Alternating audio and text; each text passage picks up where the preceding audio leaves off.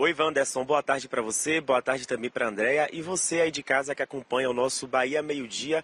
Isso aconteceu na tarde de ontem em uma área de mata que fica próximo à localidade do Cantagalo, às margens aí da BA 535, que a gente conhece como Via Parafuso, importante rodovia estadual ali que faz essa ligação da aeroporto com o polo petroquímico de Camaçari. Os policiais do batalhão Apolo, que combate aí o furto e roubos a veículos, estavam em rondas nessa região quando perceberam a presença de um carro branco em uma das estradas de terra. Ao fazer a abordagem, os policiais identificaram que esse carro tratava-se, na verdade, de um carro roubado, que estava com a placa clonada e o rapaz que estava dirigindo esse carro acabou sendo preso.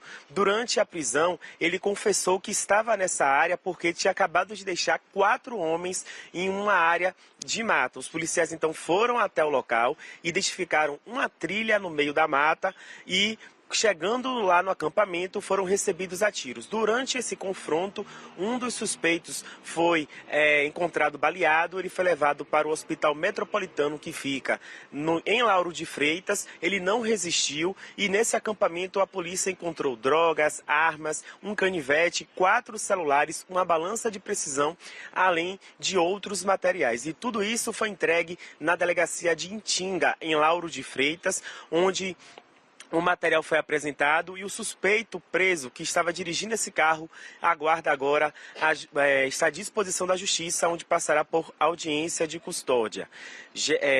Andréia e Wanderson. Obrigada, Matheus. Vamos acompanhar essa situação aí desse acampamento encontrado. Olha, o deputado federal baiano Dal Barreto, do União Brasil, teve o celular